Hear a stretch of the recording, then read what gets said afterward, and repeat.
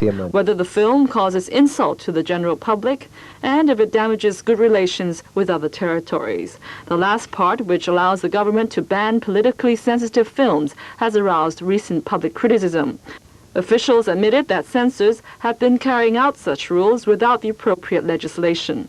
Since 1973, 21 films, all considered politically sensitive, were banned. Meanwhile, local filmmaker Xu Kei felt the vague terms used in the proposed law may give more leeway for censors to ban a film. He questioned one clause which allows a censor to decide the appropriate circumstances to show a film. For example, it is during the time of election. Therefore, a film with sensitive political subject matters or content would not be suitable because of the times and the place. So this is something which we must fight against. And also, representing a concerned group, he said those in the industry must be included in the Board of Review, which will decide on censoring films. He said 3 months was needed for the public to speak out on the subject. Meanwhile, Lin Nian-tung, head of the Communication Department at Baptist College, finds the proposed legislation acceptable. But he said its terms may mean more flexibility for censors to carry out their work. He suggested that a watchdog body, including professionals, to monitor this. Part of the proposals of the District Administration Review will go into the Political Green Paper for public consultation. This tonight from the Deputy Secretary for District Administration. But as Come and Look reports, that will not affect the upcoming District Board elections. Bowen Leung told reporters today that the review done by his department largely covers the operation of district boards. He said government proposals in this area are in line with views expressed earlier by the 19 district boards. These will be made public early next month for implementation as soon as possible, but the rest of the review findings will be withheld for the time being. The other section or the other component of the review may cover or affect the constitutional setup, and that component will be included in the Green Paper on political review to be announced later. Leung said the debate will not affect the DB elections next March. Come and Look, TVB News. Top officials from Hong Kong and Shenzhen will meet more regularly in future, and they'll discuss strategic developments on both sides of the border. That news came tonight from Chief Secretary David Ford, who's been talking to the mayor of Shenzhen about airport development plans. Come and Look again. It was Ford's first visit to China as Chief Secretary. On today's trip, he met the mayor of Shenzhen, Li Ho. Ford told reporters both sides have agreed that better liaison is needed to bring strategic planning together and see how projects can be best developed. The two officials today exchanged ideas on plans for new airports. I think this planning is at such an early stage that I think we can avoid any question of conflict of interest there. As you know, we're looking into the future of Kai Tak, and we won't be in a decision to take a decision on the future international airport in Hong Kong, I think, for at least 2 or 3 years. And so as long as we stay in touch in the meantime, I think that's all we need to do. On the question of Vietnamese refugees, the Chief Secretary said the Hong Kong government is still waiting for instructions from London before repatriating refugees back to Vietnam. Well, the Foreign Office position is that they need to be more sure than they are at the moment. Mr. Renson's position is that they need to be more sure than they are at the moment of the treatment that refugees would have if they were returned. So that is their present position. That doesn't mean to say that it's their position forever. Come and Look, TVB News. After years of refusal, Moscow has agreed to discuss the problems of Afghanistan and Kampuchea with Beijing on normalizing relations. This is one of the breakthroughs Chinese Vice Foreign Minister Chiang Chi-chien says comes after recent talks with the Soviet Union. Mimi Yeung reports from the Chinese capital. In a 1-hour session today, 2 Chinese vice foreign ministers met the local and foreign press to answer questions on China's foreign policy. Chiang Chi-chien, Vice Foreign Minister with special responsibility for the Soviet Union, said considerable progress has been made in economic and trade relations between China and the Soviet Union. However, improvements on the political front were still difficult. But Tian was optimistic as he saw in Soviet leader Gorbachev a desire to improve relationship between the two countries. Together with their recent willingness to discuss the removal of obstacles, he believed Sino-Soviet border disputes could be resolved, primarily by consultation. It is already been agreed between China and the Soviet Union that the contents of the negotiations for the boundary question between the two countries should be kept confidential. So I'm not going to go into specific details about the contents of the negotiations. At the same time, the two sides have also agreed that there are some questions of disputes concerning the boundary question which should be settled, and the settlement should be done in accordance with the principle of equality and consultation in the spirit of mutual accommodation and mutual understanding. Tian said bilateral border negotiations have been restored since February this year, the purpose of which is to realize the normalization of relationship between the two countries. When asked if Sino-Soviet border negotiations would be elevated to a foreign minister level, he gave a negative answer. Mimi Young, TVB News, Beijing. A Soviet official says that Prime Minister Margaret Thatcher's visit to Russia has led to important dialogue between the two countries, but condemned what he called her love of nuclear weapons. He said the trip, the first by a British leader in 12 years, was positively assessed in the Soviet Union. Mrs. Thatcher has been practicing what she preaches about the value of hard work. She got back at 11 o'clock last night to hugs and kisses at Heathrow from Mr. Thatcher. At number 10 this morning, a 9 a.m. official engagement seemed designed to underline Mrs. Thatcher's staying power. Even the blind lady who sold her a flag was very worried that the Prime Minister might be overdoing things. Very nice. For late night, I think. Well, yes. Official business then took over. The cabinet arrived to talk over what to do about the Japanese. Mrs. Thatcher's oft-repeated dictum that sanctions don't work is not apparently going to stand in the way of some measures against Japan. Downing Street sources are explaining that apparent change by talking about fair balance. Limited access for us in Japan could and perhaps will mean the same for the Japanese here. The Soviet Union today conducted its third nuclear weapons test since abandoning a 19-month moratorium that the United States refused to join.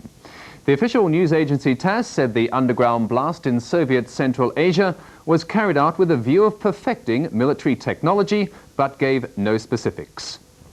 France is awaiting possible Soviet retaliation for the expulsion of 3 Russian diplomats from Paris. They're accused of running an espionage ring which obtained secret information about Europe's Ariane space program. Also having problems with Soviet espionage is America's new ambassador to Moscow. ABC's Walter Rogers has the story. Ambassador Matlock greeted the Russians in their own language. And following revelations, U.S. Marines may have helped Soviet agents eavesdrop at the American embassy, he predicted the Soviets will not break American codes during Secretary Shultz's visit later this month. We assume we will have secure communications when he's here. Matlock inherits an embassy rocked not only by the Marine sex and spy scandal, but also diplomatic expulsions, loss of Soviet laborers, and even a new embassy building so filled with Soviet bugs it may never be occupied. American diplomats here now feel betrayed and suspect. It's worse for Marines now ordered home for lie detector tests. They were torn between snitching on fellow Marines or reporting an enormous breach of security, some of them allegedly compromised by female Soviet agents. For example, it was here a Marine was caught with a Russian woman. A sound man working for ABC News was apartment sitting for an American diplomat and stumbled on the liaison. This hotel also hosted sexual liaisons for other Marines and American construction workers already sent home. The Russians know best. Security has nothing to do with locks and keys, it's people. And the Soviets are now congratulating themselves on exploiting the vulnerabilities of Americans living in a hostile environment. The jewels of the late Duchess of Windsor have been sold at an auction in Geneva for more than $30 million. Buyers included actress Elizabeth Taylor and a Japanese diamond dealer who paid over $3 million for the 31-carat McLean diamond ring. As the BBC's Michael Cole reports, the auction had all the trimmings of an opening night. Diamond-encrusted panthers and tigers drew eager crowds to the sale in a circus tent on the shores of the lake. In its time, Geneva has seen peace conferences, summits and song contests, but nothing quite like the sale of Britain's uncrowned jewels. Many were millionaires, but some were really rich. Prince Dmitry of Yugoslavia is here, and most of the gilded youth of Europe. The auction may look like a first night, but serious business is afoot. Already in her seat, a Saudi princess with $2 million to spend. A rocket-proof armored van had been used earlier to transport the jewels 50 yards across the road from the hotel where they'd been on public exhibition. Then the big moment. Ladies and gentlemen, the jewels of the Duchess of Windsor. Lot 1. The first lot was a gold, ruby and sapphire clip by Cartier. The estimated price was £4,000, but in fact it went for 6 times that. The winning bid was in New York. Prices look like they're going through the tent's big top. One of the world's greatest drummers, Buddy Rich, has died at the age of 69. The legendary band leader died in Los Angeles emergency room after receiving treatment for a seizure he suffered at his home. Rich, a self-taught drummer who began his career in vaudeville more than half a century ago, played for Artie Shaw, Tommy Dorsey, Benny Carter and Harry James before starting his own big band 21 years ago. Trade unions in the Australian state of New South Wales are threatening a massive strike to protest planned cuts in compensation for injured workers. The unions say they'll bring business and industry to a halt if the strike goes ahead at midnight on Tuesday. The state's Labour government says the cuts will save taxpayers the equivalent of nearly $700 million. The unions describe the proposals as an attack on the living standards of the workforce. While the worldwide fight against drugs continues, a Dutch entrepreneur has decided to cash in on the popularity of hashish in the Netherlands. He's opened what must be the world's first cannabis resin museum. The museum is located in the red light area of Amsterdam. Although the sale of soft drugs is illegal in the country, it's tolerated by the authorities so they can concentrate on tracking down hard drug pushers. The museum offers all sorts of information about soft drugs. A glass-covered display shows the various stages of hashish production, the growing of marijuana, the refining of leaves and flowers of the plant, smuggling operations and techniques, and various ways the drug can be smoked. Many of the items on display came from the personal collection of the museum's curator, Ed Rosenthal. A lot of people in the Netherlands have an interest in cannabis, and so it was natural to start a museum here in Amsterdam because there are and this has been the culmination of about 20 years of research on my part. So far the museum appears to be within the law, but visitors who wish to sample any of the products are directed to any one of the 300 hashish coffee shops, where soft drugs may be bought and consumed openly. A Singaporean working as a tour guide in southern Thailand has been sentenced to death for trafficking in heroin. After a trial lasting 2 days, the Singapore court rejected Ho Chang Kwee's defense that the drugs were intended for his personal consumption. The 38-year-old defendant was arrested at the border with Malaysia in October last year. 20 people have been hanged in Singapore since the introduction of the death penalty in 1975. Now over to sports. Robert. Thank you, Betty. Today saw 2 major upsets at the Hong Kong Open Badminton Championships. In the men's singles, Jens Peter Nierhoff of Denmark advanced to the 3rd round by defeating Asian Games champion Zhao Jianhua of China 15-8, 11-15, 15-12. The other upset was in the 2nd round of women's play. Here we see China's Sun Zhaoqing on her way to a 12-9, 11-4 victory over Kim Jun-jao of South Korea. This was Kim's first match of the tournament. In the first round, she was awarded a walkover against Hong Kong's Tong Chung Mui. So perhaps it was a slight lack of form which gave Sun the advantage today. In the other 2nd round play, Pernille Nergard of Denmark swept to victory over Lee Chien-mei of Taiwan. Yesterday, she beat Fiona Elliott of England, and she easily won today's match 11-7, 11-6. On to tennis, Wimbledon champion Boris Becker has avenged his defeat by Sergio Casal in a Davis Cup tie last month by easily beating the Spaniard in the 2nd round of the Italian Indoor Championship. Becker, the top seed, continued to serve sharply on the fast artificial surface and won a canter 6-2, 6-4. But Anders Jared, the 8th seed, was knocked out by Thomas Smith of Czechoslovakia 7-5, 6-3. Meanwhile, Mats Wilander, seeded 3rd, had a comfortable passage into the quarterfinals when he defeated his Swedish compatriot and practice partner Jan Gunnarsson 6-3, 6-4. At the U.S. Women's Indoor Championships, top-seeded Hannah Mandlikova overcame a slow start, a pulled stomach muscle and arguments with the umpire to beat 8th seed Sylvia Haneke of West Germany. She won the match in straight sets 6-4, 6-1. Second seed Helena Sukova of Czechoslovakia beat 5th seeded Katarina Lindqvist of Sweden 6-4, 6-3. And 4th seeded American Laurie McNeil was pushed to 3 sets before beating 6th seeded Wendy Turnbull of Australia 4-6, 6-1 and 6-2. Yannis Kouros of Greece is still celebrating his win in the world's longest foot race, the 1,060-kilometre super marathon from Sydney to Melbourne through the snowy mountains of southeastern Australia. We have this report on the closing stages of the race. After being slowed down for 24 hours by icy winds, rain and a head cold, Yannis Kouros' spirit was lifted as soon as he hit Dandenong on Melbourne's outskirts. Not only did he start enjoying his music, but he also lifted the momentum.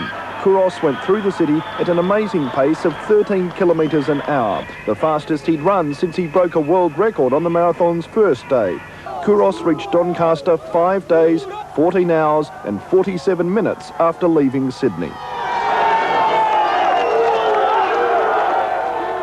Greeting him, last year's winner Yugoslav Dusan Moravlije, who pulled out this year because of injury. Kouros is a national hero in Greece, but says he never gets welcomes like this one at home.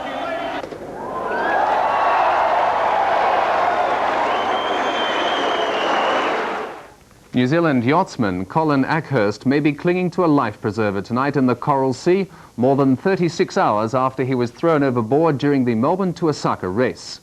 The skipper of the glass fibre yacht Castaway Fiji, Digby Taylor, was rescued by another competitor last night after more than 14 hours in the water without a life jacket. A spokesman for the Australian Sea Safety and Surveillance Centre said there was hope for Ackhurst, since the water in the area was not cold and Taylor had reported that a life preserver was missing from the yacht when it sank.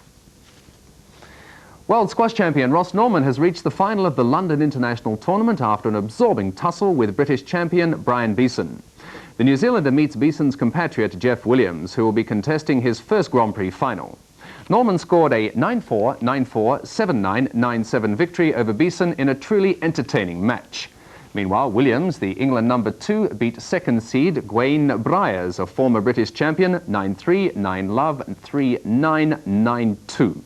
Williams, who's been plagued by injury for the last 2 years, said, quote, "I've beaten Ross twice in the last 2 years and is looking forward to our next match."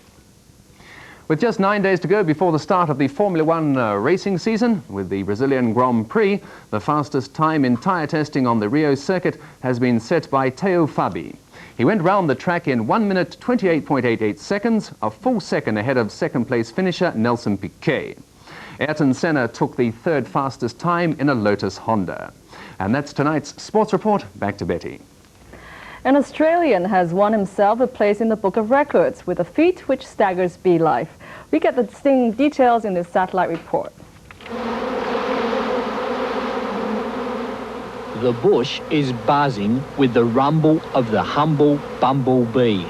The bee reeved are making a beeline to see beekeeper Matt Crichton attack the world record for bees on his body. Currently, it's 70,000.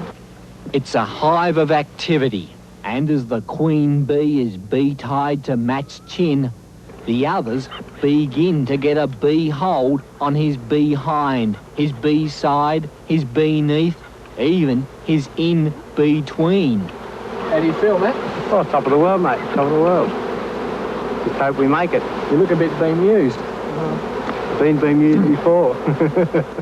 It must be swarm under there, but Matt isn't one to bemoan or be wary, though his bee... Happy hours, roving with you amongst the flowers, and when we get where no one else can see, cuddle up, cuddle up, cuddle up.